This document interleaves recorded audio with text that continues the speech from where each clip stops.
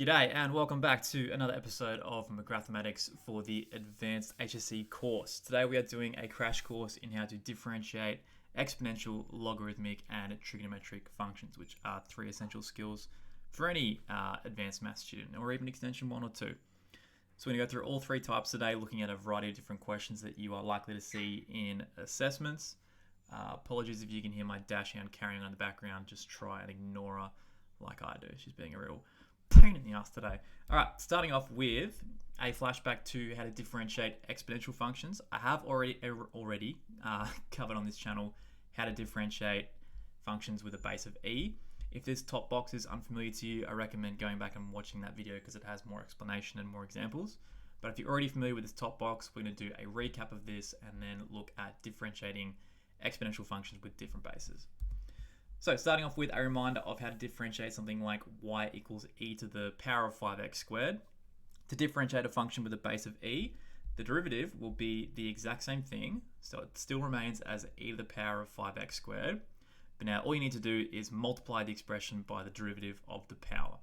Because our power is 5x squared, the derivative of this will be 10x. So we are multiplying by 10x to give us our derivative. So nice, quick and easy one to start off with. Very simple and straightforward. Just remember to keep the exponential term the same and multiply by the derivative of the power. Similar idea for this next one. We have an exponential term, we have an algebraic term, and then an e squared on the end. So we're going to differentiate these three parts separately. Starting off with the exponential term. As I said, to differentiate an exponential with a base of e, the term itself remains the same. Minus 10 e to the minus 5x is still there. All we now need to do is multiply this term by the derivative of the power. Because the power is minus 5x, the derivative will be minus 5. So that's why we multiply by that. Now, minus 10x will differentiate to minus 10, getting rid of the x and leaving the constant. And then on the end, keep in mind that this is e squared. This is not e to the power of 2x. When your e doesn't have x or something in the power, this is just a number. E is a number, e squared is a number. The derivative of a number is always just 0 because it's not changing. Okay, so be mindful of that trick because the HSC likes to chuck that in every now and then. Simplifying this, this will turn into a positive 50 with a minus 10 on the ends, and there is our expression for the first derivative of this function. That's level 2. Let's step it up to level 3. We have 3x multiplied by e to the power of x cubed. Now, to differentiate this, we have to see that what we are working with here is a product. We have 3x multiplied by e to the x cubed. Hopefully you are already aware that to differentiate a product, you must use the product rule, which is going to look something like this. Okay, product rule says the first part gets differentiated, so 3x turns into 3, and now the e to the x cubed is remaining unchanged. Okay, so you differentiate the first part, the second part you don't touch. We put a plus, and now we do the opposite. Now we leave the front part as is, 3x remains unchanged, and now we differentiate the second part, which is the e to the x cubed. To differentiate this, once again, it's going to remain the same, but we are going to multiply it by the derivative of the power, which is 3x to the power of 2. So here is our calculus done. Now we're just going to simplify it by having 3 e to the x cubed at the front, and then 9x cubed e to the x cubed on the end. If you're feeling really flamboyant and powerful, you can factorize this if you want to, but this last line of working will not get you any extra marks as opposed to this one here. It's just for fun, basically, but there is a common factor of 3 e to the x cubed. If you want to factor it out, don't let me stop you. It's a free country. Okay, level 3 done and dusted. Let's move on to level 4. This time we have a fraction, 1 minus x to the 4 on top, e to the 4x on the bottom. A fraction is also known as a quotient, so to differentiate this, we are going to use the quotient rule. Again, if you're not familiar with the product, quotient, and chain rule, I do have videos for those guys on my channel already if you need to brush up. Okay, so the top part in green is going to be the top, and the part in red is going to be the bottom. Quotient rule looks like this. It is on the reference sheets if you are forgetful or haven't committed to memory yet. But the quotient rule says you do the bottom first, e to the 4x, and then you multiply that by the derivative of the top. Now to differentiate the top, because we have a bracketed term to a power, we're going to be applying the chain rule here. Chain rule says power comes down the front, take 1 off the power, and then multiply by the derivative of what's inside your bracket. Inside our brackets, the derivative of this will be the coefficient of the x, which is just minus 1. So we have 4 comes down the front, now the power is 3, and then we're multiplying by minus 1 because that's the derivative of the inside. So that's bottom times derivative of top. Now we do the reverse of that. We keep the top the same and we multiply by the derivative of the bottom, which is going to be e to the 4x multiplied by 4 because 4 is the derivative of the power. So bottom times derivative of top minus top times derivative of bottom. And then on the bottom, we do the denominator squared, so e to the 4x squared. Simplifying this, we have a minus e to the 4x times our bracketed term to the power of 3 minus 4e to the 4x bracketed term to the power of 4 all over e to the 4x squared. Now, if you want to simplify this a little bit, that's all the calculus done, but we can tidy this up a little bit if we want to. You can divide everything by e to the 4x because there is a common term here, here, and here of e to the 4x. If we get rid of those, we end up with this.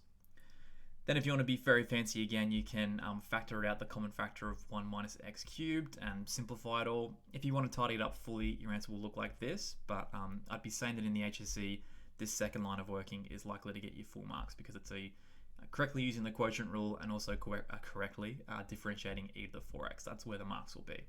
This tidying up is just for fun, just for us. Okay, that's a good recap of how to differentiate exponential terms and a variety of different question types you can see. Now, a natural question to ask is, what if we are differentiating an exponential term but the base is not e? What if the base is something else, like 2?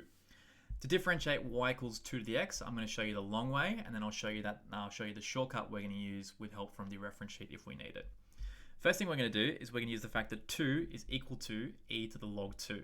If you don't believe me, you can type this into your calculator. E to the log 2 will be equal to 2. This is because a power of e and a log base e are inverse operations, and when you apply both, they kind of just cancel each other out. So the e and the log cancel out, giving you 2. Now we take this equation and we raise both sides to the power of x and say that 2 to the power of x is going to be e to the power of log 2 times x, which we can just write that as x log 2. Now we have re-expressed 2 to the power of x into an expression where the base is now e, because we know how to differentiate e. So going back to here, we're going to say 2 to the x is going to be e to the x log 2. And now we are going to differentiate this like we did before. The exponential term is going to stay the same. We are going to multiply it by the derivative of the power. Now the power is x times log 2. Remember, log 2 is just a number, so the derivative of x times a number will just be the number. So we're going to keep this the same, as always, multiplied by the derivative of the power, which in this case is log 2. Now we can just rewrite our expression using the fact that e to the x log 2 is the same thing as 2 to the x, and we end up with this, 2 to the x log 2. So the derivative of 2 to the x is just 2 to the x, but it gets multiplied by log 2. So we're not going to do this every time. This takes quite a lot of work. I'm going to show you the shortcut that I use that works for me. Hopefully it will work for you as well, using this table. Okay, our function is e to the x. The derivative, as we've already covered a bunch of times, the derivative is e to the power of x. Now 5 to the power of x is pretty similar. It stays as 5 to the power of x, but because the base is not e, you multiply by natural log base e of the base, which in this case is 5. Okay, so e to the x goes to e to the x, 5 to the x goes to 5 to the x log 5. Another example, e to the x squared, the derivative of this would be 2x e to the x squared because I've multiplied by the derivative of the power once more. If we were doing 10 to the x squared instead, it'd be the same thing, okay? 2x times 10 to the x squared, but because our base is not e, you multiply by ln of that different base. Okay, so as long as you understand how to differentiate with base e, we're doing the exact same thing with just one little extra step on the end, which is ln of the new base. So that makes sense to me. Hopefully it'll work for you. Let's try some more examples. So yeah, these two guys are on the reference sheet. This, if you forget how to differentiate e, which is pretty straightforward. And here's your reminder for different bases like a. It's the exact same, but you're multiplying by log a. So that's what those two boxes on your reference sheet will be trying to help you with.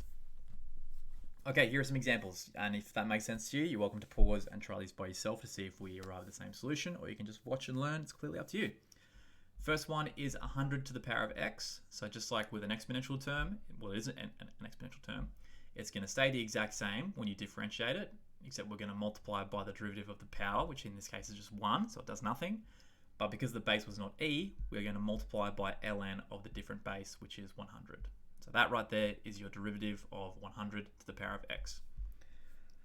For the second one, 5 to the power of 1 minus 10x. just like we would with the e base, we are going to write our derivative as the same thing. Probably should have said f dash x there, but I didn't, so sorry about that. Okay, the exponential term stays the same. Now we multiply by the derivative of the power. If we differentiated 1 minus 10x, we would get minus 10. So I'm going to multiply by minus 10. And now the last extra step is because the base wasn't e, the base is 5, we are going to multiply by log 5. And that right there is our expression for the derivative of 5 to the 1 minus 10x. Okay, let's move on to logarithms now that we've done and dusted with exponentials. We're going to start off with looking how to differentiate y equals ln x. And a reminder that ln is the same thing as log base e. Okay, what we're going to do is we are going to re-express this equation, I'm pretty sure. Yeah, by writing this as e to the power of y equals x. So we're rewriting this logarithmic equation as an exponential equation. If that step there freaked you out, you should watch my videos on logarithms because they fully explain that. Okay, now we're going to say if this is x equals e to the y, then we're going to do the derivative of x with respect to y. And when you differentiate e to the y, as always, it stays the same, e to the y. Now we're going to reciprocal both sides, so dx on dy turns into dy on dx. We're going to flip the we're going to flip the e to the y to become a 1 over e to the y. And now keep in mind that up here, e to the y was another expression for x. So 1 over e to the y is the same thing as 1 over x. And there you go, the derivative of log x is 1 over x. So this is pretty weird at first because you're starting off with a logarithm, you're differentiating it, and you're ending up with a fraction that has nothing to do with the logarithm. But because of this trick and this rearrangement, that's why it works. Okay, so for our reference sheet, if you start off with a logarithmic function, ln x, the derivative is 1 over x. For a more complicated equation, like log of a function, what we're going to do is we're going to write a fraction. The bottom of the fraction is going to be the subject of the logarithm, which was the function here. On top of the fraction, we are writing the derivative of the bottom, basically. Which is what we were doing over here. On the bottom, we had the subject of the logarithm, which was x, so x went here. And on the top, we had the derivative of x, which is 1. So both of these are saying the exact same thing. This is the simple version. This is the more complicated version that we are going to try and get familiar with today.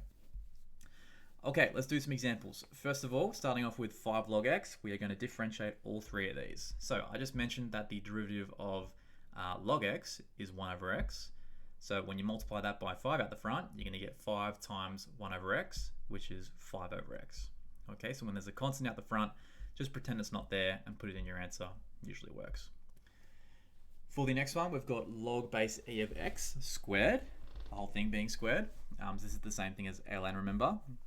We're essentially going to use the chain rule here. We're going to bring the power down the front to make it a 2.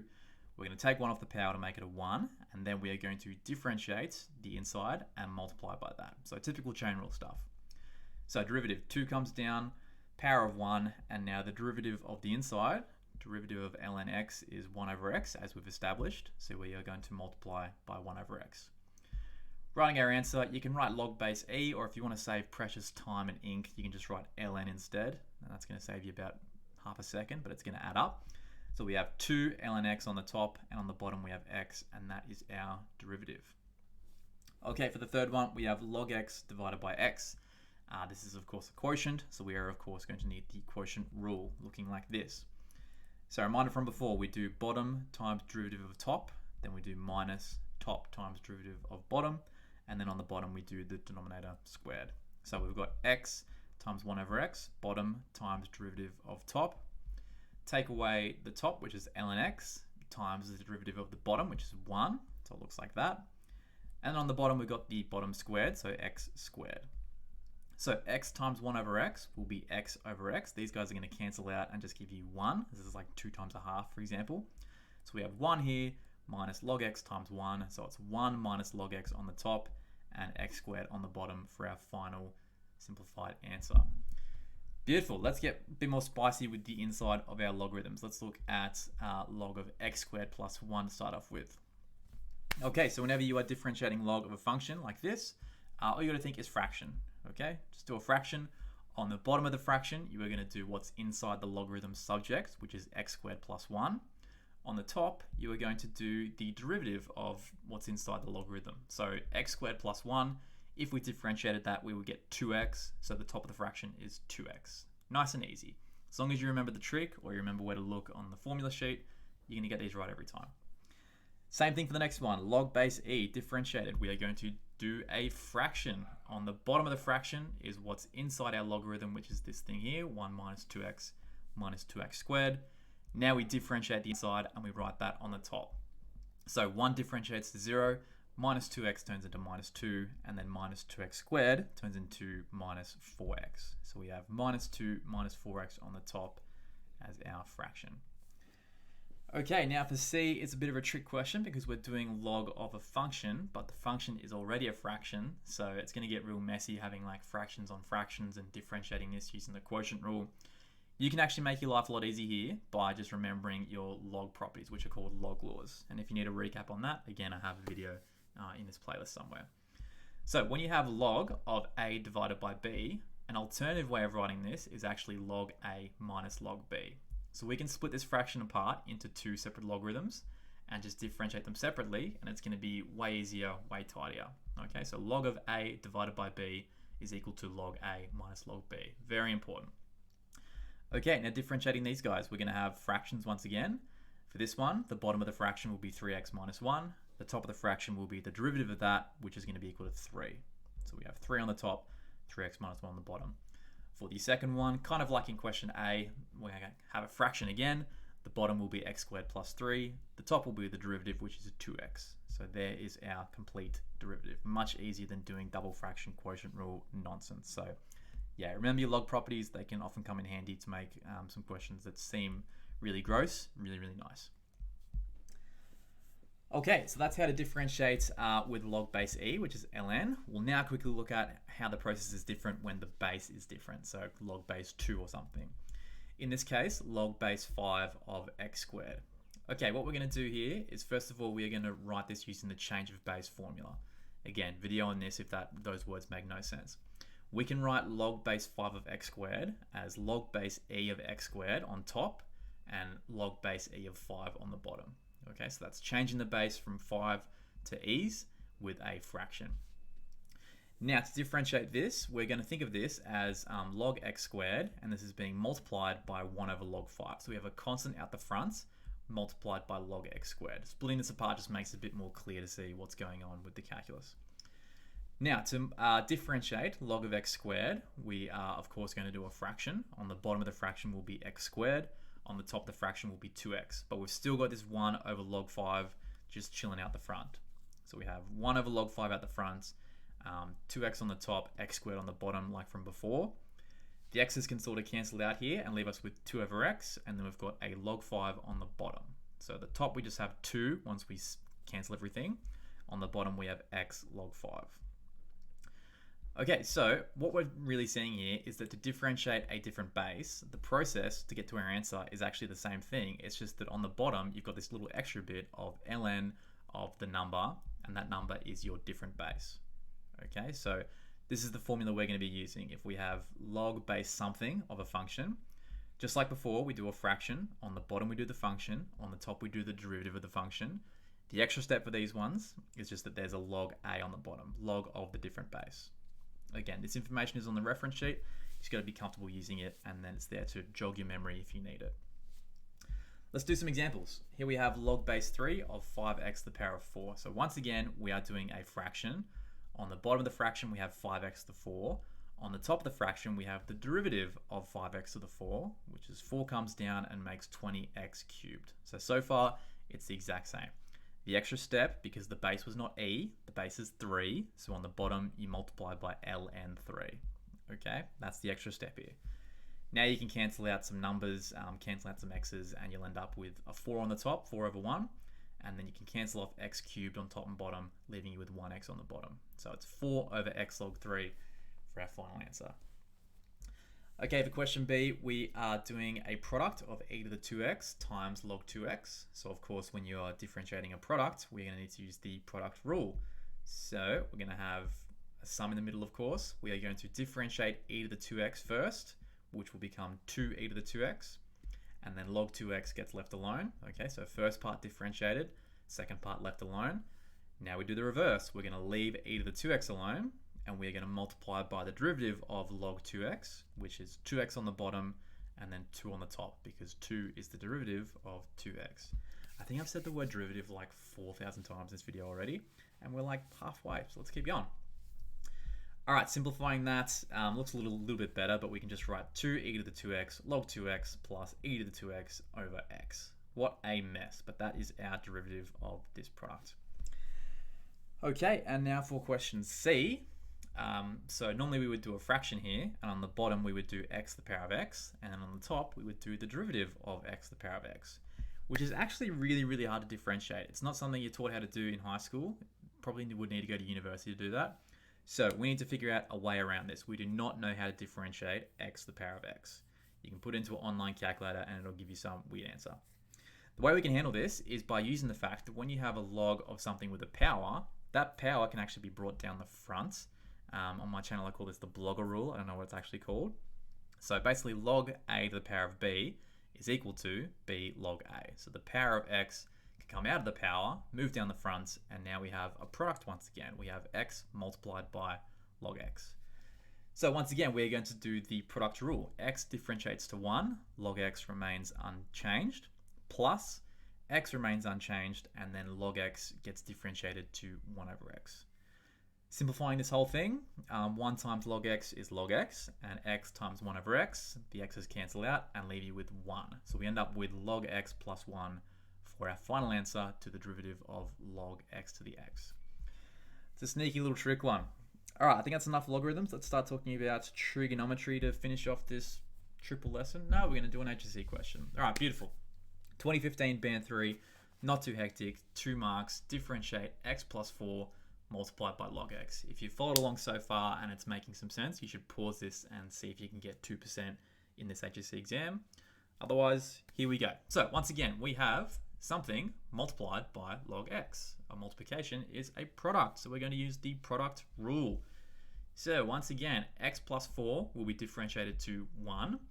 Log x remains unchanged. I'm saying the same stuff over and over again. Hopefully it's starting to sink in. For the second half, x plus 4 remains unchanged. Log x gets differentiated to 1 over x. Simplifying this, we'll have log x at the front, and on the end we'll have x plus 4 over x, because we've got this multiplying the top, x is just going to be on the bottom. So that right there, if you got that, or even if you got the line above, that's probably going to get you 2 marks. The 2 marks here are for number 1, knowing how to use the product rule, and number 2, knowing how to differentiate log x. Neither of which are too hectic, so hopefully you got 2 marks here and you're ready to move on with me, because that's what I'm doing. Let's get tricky. All right, right here you see a beautiful, famous, wavy sine curve. Okay, hopefully you are familiar with the shape and you know that it is sine x. Again, I have videos on graphing trig equations if you need to cover this. I feel like I'm doing a lot of self-promotion in this video, but you know what? I've got a lot of videos that can help you. Okay, let's talk about gradient functions. Let's see where is this curve increasing, decreasing, or where is it equal to neither? Where is it turning around? All right, these parts here are where the sine curve, if we're talking about the right-hand side at least, these green pluses are where the curve is increasing. So at these points, this curve is going to have a positive gradient. These points here are where the curve is decreasing, so the gradient of the curve is going to be negative. And where your curve is turning around, that's where your gradient is equal to 0. So if we were drawing a gradient function, also known as a derivative, for this sine curve, it would be positive here, it would go down to 0 here, it would be negative here, and then 0 again, and then positive, and then 0, and then negative. If you trace this out, you should see this shape right here, which hopefully you recognize that this is actually a cosine curve. So this is just my sort of quick little demonstration of how it works, that if you take a sine curve or a sine function and you differentiate it, you actually get a cosine function. So that's another cool way in which sine and cosine are linked. They are derivatives of one another. Okay, so the content for this section of the video is that if you take sine x and you differentiate it, you get the derivative, which is cos x. Now, if you differentiate cos x, you actually get negative sine x.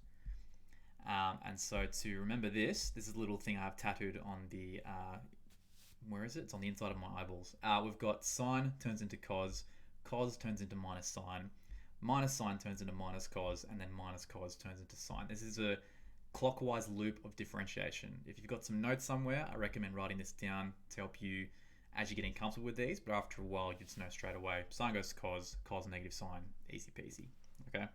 This will be useful for later in the year when we actually start integrating, which is going backwards, and then just trying to keep track of what sine and cos turn into. Having this circle just I find is really useful.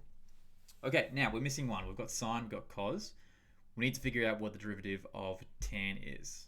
Now, the way we can do that is by using a cheeky little application of the quotient rule, because as we know, tan is the same thing as sine over cos. So if you were differentiating tan x, you'd be doing the quotient rule, which looks like this. We've got the bottom here, cos x, then we multiply by the derivative of the top, derivative of sine is cos, as I said, minus the top, which is sine x, multiplied by the derivative of the bottom, cos x differentiates to minus sine x, and on the bottom you have the bottom squared, cos squared. So on top, cos times cos is cos squared, and then these two negatives make a positive, and then sine times sine is sine squared. So on the top you get cos squared plus sine squared, and if you studied some trig functions in year 11 or maybe even in year 12, hopefully you know that sine squared plus cos squared is always equal to 1. So tan x differentiated eventually turns into 1 over cos squared, and another way of writing 1 over cos is sec. So the derivative of tan is actually equal to sec squared, and that's the third part of our formula sheet for today. Tan x turns into sec squared x. Now, this is not exactly what they'll look like on your reference sheet. On your reference sheet, they'll be a bit more functiony. So sine of a function, the derivative is cos of a function multiplied by the derivative of the angle. Okay, so sine turns into cos, and then we're doing the chain rule here, which basically just means multiply by the derivative of the inside. And when I say the inside, I mean the thing that's actually in the angle is how I think about it. I'll show you some examples and you will see what I mean. Here are our first three. Minus 2 sine x plus x, we're going to differentiate it. Now we said sine differentiates into cos, so minus 2 sine differentiates into minus 2 cos. Okay, sine turns into cos. X turns into 1, and there is our derivative f dash x. In the middle, we have cos of 5x squared. So we said in the notes part that cos differentiates to minus sine, so cos turns into minus sine. The angle does not change, okay? The angle never changes. What you do is you multiply the whole thing by the derivative of the angle. So the derivative of 5x squared is 10x. So my entire term is being multiplied by 10x, which I'm just going to put out the front. So the answer is minus 10x sine of 5x squared, okay? Angle never changes, very important. And for question C, tan of e to the x. So we of course said that the derivative of tan is sec squared. The angle never changes, like I said, but we need to multiply by the derivative of the angle, and the derivative of e to the x is of course e to the x. So that's why we're multiplying by that on the ends. We can put it out the front, and we've got like a e to the x sandwich here with sec squared in the middle, which is probably like a brand new sentence. I don't think I've ever said that before. But anyway, looks tasty. Okay, some more examples. Again, if that made sense to you, or maybe you're familiar with this, pause these, have a go before I run through them and see if we end up with the same solutions or same answers. Okay, there's your chance to pause. It's gone now. I'm breathing in. Okay, the derivative of 4 tan x. As we of course said, tan differentiates into sec squared. So 4 tan x differentiates into 4 sec squared. Simple as that. Next one, cos of something differentiates into minus sine. So with a 2 at the front, it's going to turn into minus 2 sine. The angle does not change. I'm just going to say that every time, so it's burned in your brain. But I'm now going to multiply by the derivative of the angle. The angle was 2x to the 4. If I differentiate that, I get 8x to the 3. So that gets times on the end. Just going to chuck that out the front with the minus 2 to make that a minus 16 sine of 2x to the 4. Okay, and then on the end we have x squared over sine x. We have a quotient, so for like the third or fourth time today, what a treat. We're going to use the quotient rule. Here's our fraction, let's fill it in. We're going to have the bottom first, sine x, multiplied by the derivative of the top, which is 2x. Now we're going to leave x squared alone, and we're going to differentiate sine x to cos x. So bottom d top minus top d bottom. On the bottom we've got sine squared, and now we're just going to simplify. So on top we'll get 2x sine x minus x squared cos x, and on the bottom we have sine squared. There's not really much more we can do with that. That's pretty much as good as it gets. We'll be getting full marks for that because we've differentiated the trig correctly and we've used the quotient rule correctly. So we are just all over it today. All right, what's up next? Are we done yet? More spice. Okay, beautiful.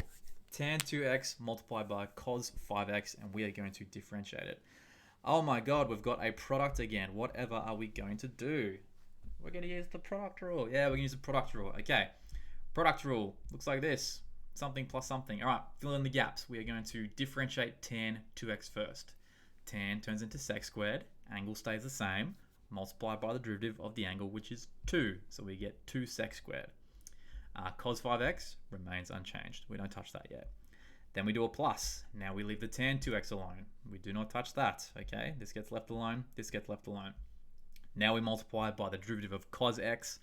Cos differentiates to sine, but we are going to multiply by 5 because that's the derivative of the angle. So it's going to be negative sine 5x multiplied by 5. So we're just going to put a 5 in the front.